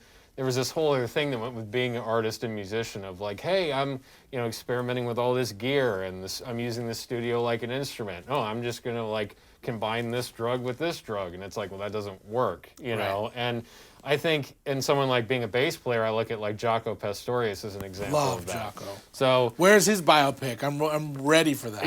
Yeah. Well, What kind of little Hollywood darling are they gonna get to actually like pick up them licks? Nick, like seriously. I mean, there are players I that can't can even play think of that. a cat that kind of looks like him though. I think or the sensibility would be hard too. The sensibility would be hard too because he carried himself like yeah. Right. He was like an old jazz cat and like a surfer bra like at the same time, and he was just like there's such a weird. But we were talking about this with Mark Burgess, who was a guest on the podcast. Yeah. He's punk rock to me, and like Robert Trujillo, who did that documentary, said the same thing. And I've talked about it before. I'll talk about it again. That video when he was in Germany, I think it was Germany or Europe, and he was doing that like solo, and he was playing America the Beautiful, doing his solo piece with it. He's balancing the bass, and then he like throws it up or whatever, and then he just lets it hit the stage, and it's like, and then he just like that was the end of his solo. Was That's him crazy. Yeah, or when he's playing with Joni Mitchell at the Santa Barbara Bowl, and he does the looper thing, and he's got the chorus on there. And he throws in Third Stone from the Sun in his solo. Dude, and Jaco is on a whole level, yeah, man. It's and like, then he's doing the robot. He's doing a robot dance while he's doing it. Puts his bass down, then he just dances off stage. And I'm like, that is some avant-garde. what about like just the birthday concert? That thing is. Yeah. I mean, that chicken. The chicken. Oh, I the played chicken. it every goddamn day. Yeah. I played that every goddamn day, It's bro. so good. It's Yeah. so good. So good. Yeah. He's just like innovators. It's like I've been lucky to. I've met a lot of unbelievable innovators. Yeah. Which has been humbling and something that I've always I wish I had more time. I was able to bump into Miles Davis when I was a kid, as an 11-year-old kid, at the Grammy Awards when I was singing at the Grammy Awards. I got to watch him rehearse. I did a concert with Herbie Hancock and Wayne Shorter right out of music school. When I was doing my first record, Paul McCartney was across the hall working on his record. Yeah. I got to meet him and watch him record, and just it's like there are these moments where you're like, pinch me. It's like all the work that you do by yourself, working on records, writing, you don't realize it's those moments that are just like, those are the ones that like make time stand still and make you realize why you work on what you work on and for what purpose. Because it's like you meet these people that are just unbelievable artists and creators. Yeah. And you realize this is what it's all about, and they're such tremendous people because of what they do and how much they put into themselves to learning this craft. Right. I find that the ones that are the most unbelievable tend to be the most loving, kind artists as well. Paul McCartney was one of the most down-to-earth people I've ever met in my life. Herbie Hancock, same. Ray Lamontagne, same. Dave Matthews, same. It's like those artists I'll never, ever, ever forget. It's like those are people that I think spend time on just like wanting to do good for their instrument, for their craft, and for humanity. You know? Right. Yeah, dude. Right. Their art really does benefit everybody. And it's whether you like it or not, they're doing this positive thing that influences, a lot of people bag on the Beatles. I don't remember where you saw the Beatles. Me love So Beatles. great. You're thinking of Maxwell. Maxwell's the anti. Right. Max, you don't love the Beatles? Oh man, we're gonna have to talk about that. We're gonna have to wrestle over that. But, Sorry to blow up your spot. well, no, but it's whether you like it or not, you can't deny the impact that they've had and the fact that they changed a whole generation in the way that they think about stuff. And you could say the same thing about a lot of those artists. All I remember you used to say that the Beatles were like the 9/11 of popular music. And I was always like, I know you're trying to say something with intensity. That's funny. I will say I don't this. know.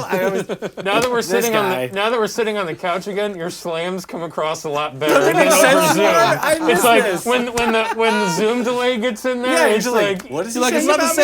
same. What does Yeah. motherfucker I need to say? feel that kind of the echo. The yeah. echo. If you're gonna bust my chops, you got to do it when we're It's so sitting much next to better each other face on to the couch. face. Oh.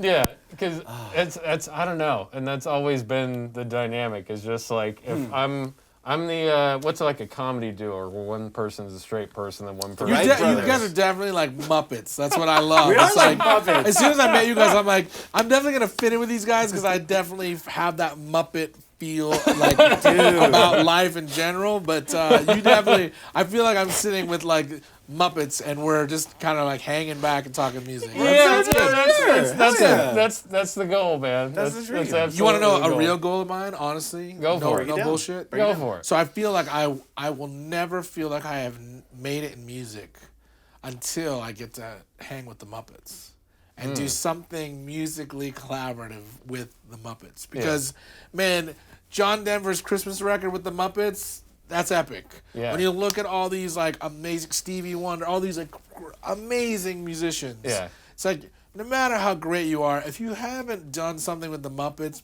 maybe your level of making it isn't as high as what it should Yeah, be. well- But no, I mean I feel like there's such a like a funny bunch, to get the chance to hang with. Yeah. That I'm not stopping until I get that call from the Muppets. Like, hey man, you want to do a song Yeah, together? put it out in the world. See Have what you seen that happens. Prince song with the Muppets? No. No. Oh man, The one that always got me was Harry Belafonte on the old Oh, Muppet Show. That's so great. I'm going for you. man. Alice Cooper. I remember that one. As a wee lad, that Yeah. was like seeing that. I'm like, this is amazing. And like just it was just Right? like It never stops. Yeah. It's like when you can just have those moments like with one of the Muppets. When you see those greats doing it, it's like, yeah, man, this is like nothing. Dude. You know what I mean? And I'm sure every person that got that chance is like, yeah, that definitely stands out. Like there's nothing How could about it working. not? Yeah, exactly. oh yeah, exactly. right? oh So, yeah. Well, now I have to ask favorite Muppet or Muppets. Rolf. Oh, And I didn't even, you know what? It's so funny. I didn't even think twice about it. But, like when I was doing this record, it was about playing piano and, bringing these moody piano songs out. And then it's funny that you asked me that question because I realized in that moment that my favorite Muppet has always been Rolf. Yeah. Like he's the most soulful cat. Like he's just such a badass. Yeah. And every time he sings, it's so heartfelt, and it like he's always with the piano and doing something musically like sound, and he always has like a very soft spirit, Yeah. So, every year I buy a Christmas ornament, and this year I bought a Rolf Christmas ornament, and it's my prized possession of 2020 because I'm like, man, that Rolf just gets it right every time. So that I realized that's my new goal is like, man, if I could sit at a piano with Rolf, you will hear me say it. I have made it. I have made it. I have Done. made I it. made it. That's it. Yeah, That's hey, it. dude. Yeah, That's fair sick. enough, man. Fair love it. enough. That's what about you? I don't know if I've asked you this question. Dr. before. Teeth. Not even really a. Dr. Okay. Teeth. That's all there can be. You look like Dr. Teeth. There's a whole reason behind the situation, my Makes man. sense. That wasn't a stretch. Can you picture that? yeah, absolutely. Fancy. Yeah, I'm gonna How about go, you? The two old men in the balcony. Oh, Waldorf and yeah. Statler. Yeah, Waldorf yeah, and yeah. Statler. They're clutch. They're the clutch. Just They're the clutch of the because clutch. it's never anything super mean, and it's just always like that's just kind of like life in a certain extent, and you kind of have to laugh it off like everybody else does in the show. You two are like the hippie version of that. Yeah. Yeah, because he'd be like, it wasn't half bad. And I'd be like, it was 100% bad. Yeah, no, I love that. I love I'm into that. this. Yeah. Yeah. Oh, dude. Unfortunately, my ankle bracelet has been going off for a while. So. Oh yeah, you got to get back to the. Yeah, I have to get back to the. Yeah. I have to hop the fence. And I understand. Get back to the courtyard. Yeah, No problem. Got to Yeah. sneak past the searchlights. It takes some time. You know how it is. Yeah. You know how it is, man. So, but thank you, Nikhil. Thank for you being, guys for having me. Yeah, I appreciate it. This was a awesome first person on the couch to have. So. See? Well, it depends how you really phrase that. Well, yeah, I was going to Let's say. be very careful. Yeah. You're the best we've ever had on our couch, Nikhil. I hope so. On some level. I'm getting in the better. podcast world, absolutely. Well, to quote one of my, I was going to say, to quote one of my favorite Steve Martin lines, some people have a way with words and some people not have way. Most of the times I have a way with words. Sometimes it, No, you know. I'm happy to be that innovator on that level. Well, yeah, as long as it stays right there. Yeah. It's a strictly platonic couch relationship. No, absolutely. And I appreciate you guys taking the time to, man. I find, especially with promotion, it's like, this is the first time I promoted a record where I was like, I don't want to do any promotion I don't want to do. Okay. I'm just not interested. Yeah. So Music Connection magazine has been behind us from day one, since 2003. Awesome. So I'm like, I want them to review the album first. And they may be the only person or only magazine that reviews the album. But then we did these two other, articles on the band and the new record that were just like profiles on the band and what we were going through. And there were such great pieces on what we've created thus far and what we're doing now. Yeah. And it's like, this was exciting to do a podcast in person because of everything that's happening in the world right now. It's like, of course. And just the fact that you got every nuance of the record, I can't tell you as an artist, that's everything. Oh, well. Because you feel understood. And it's like, Of course. if I can have those moments to promote the record, that's all I could ever ask for. It's like, I don't want to waste time having people that don't know the record or the music or understand it ask me dumb questions. I just have no time for it. It's like, what's the point of that? Yeah. So it's really refreshing when everybody that has been a part of this, mini press junket for the record, they've done their homework, they love the record, they respond to the influences, and they don't ask dumb questions. So thank you guys for doing all of that, because I know I have my own podcast and I know how much work it is to actually go the distance to learn about your guests and want to ask questions that are not on the surface. So I appreciate that. No, thank you, man. I really appreciate that. I look at it the same way we were talking about everybody's just a person. I don't want to treat one guest like they're not as important as another guest. Right. So like,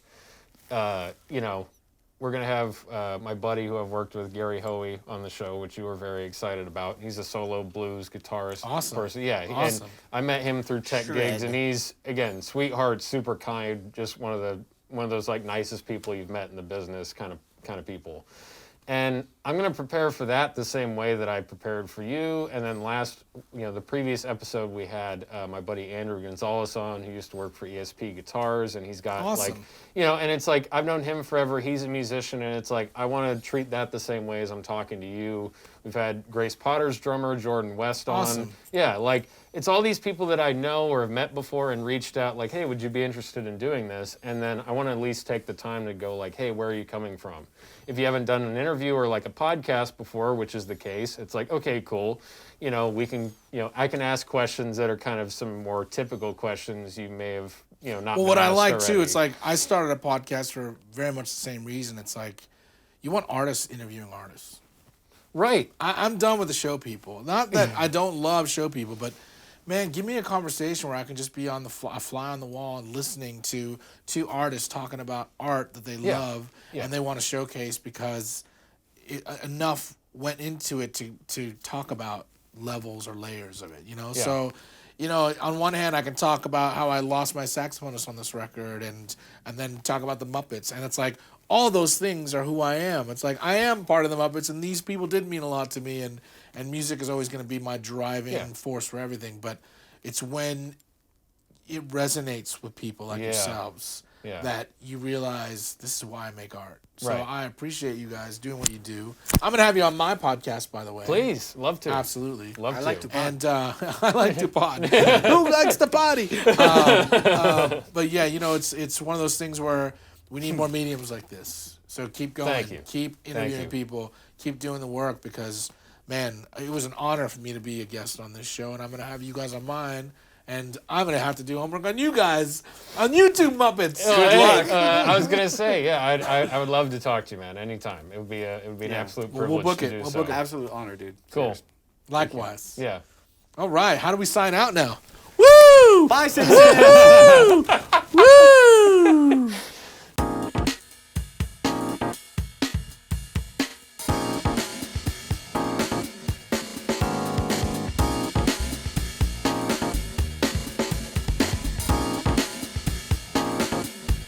All right.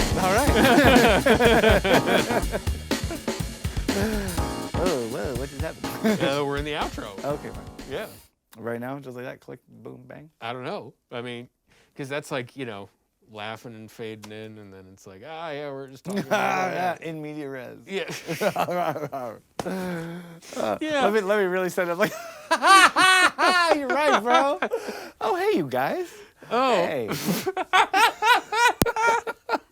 hey, listener.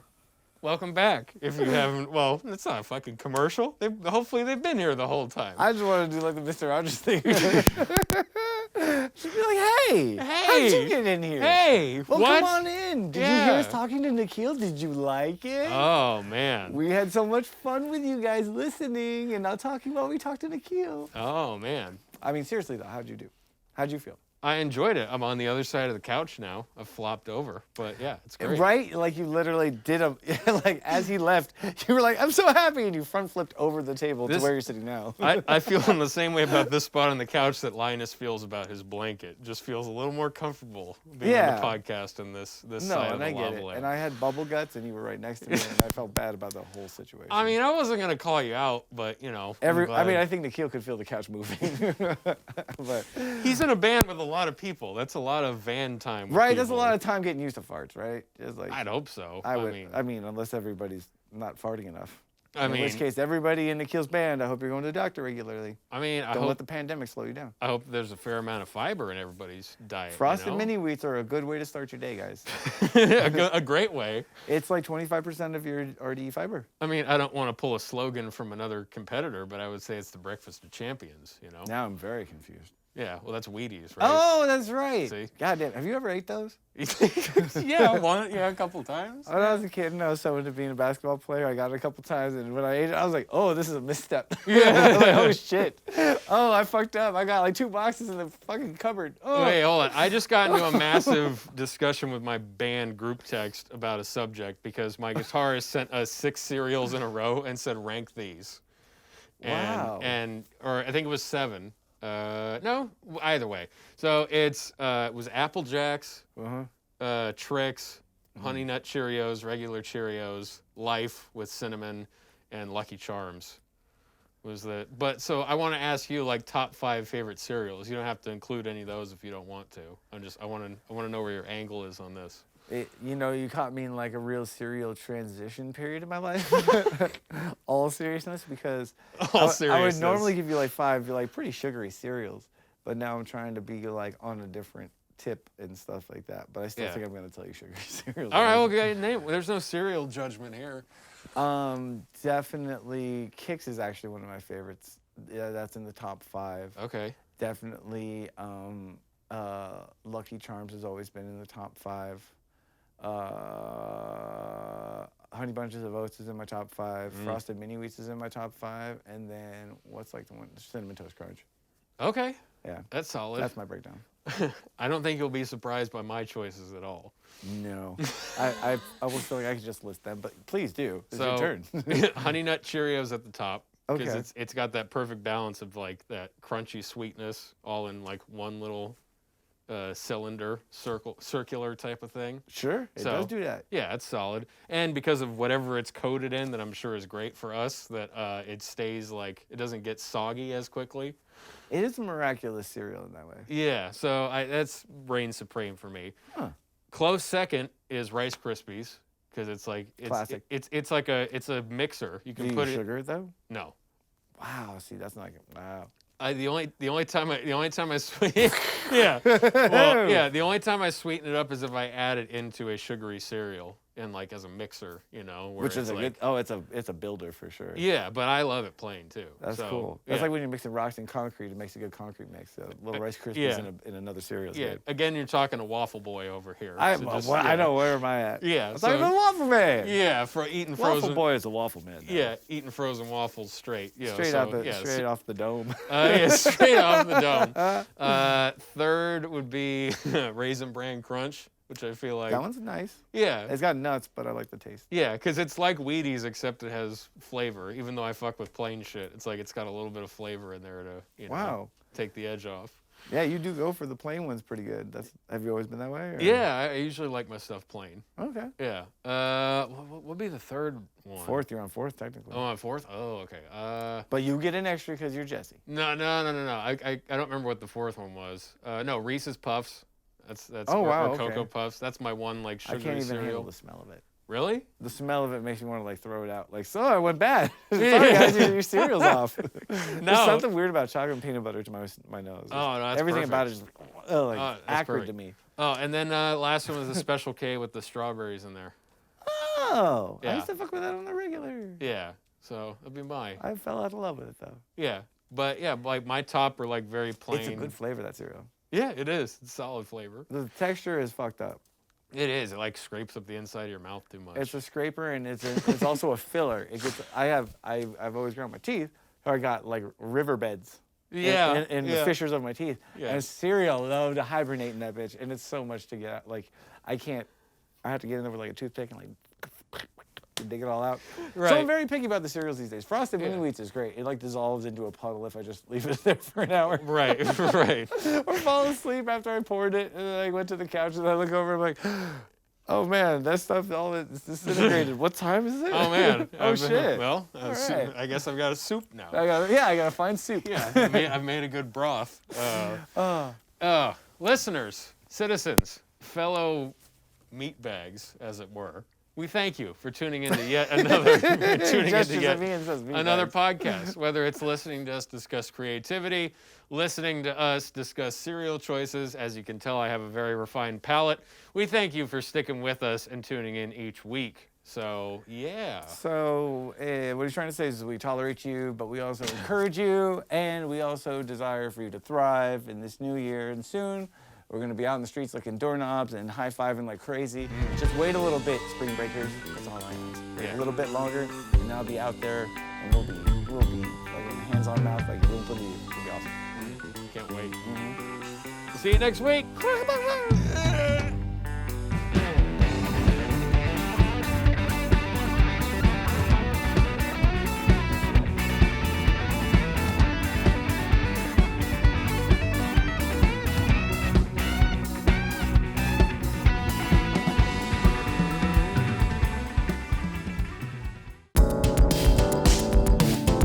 Sonic City Council was created by Jesse Davidson and Davey Sipes and engineered by Max Taylor at Desert Sound Studio in Palmdale, California.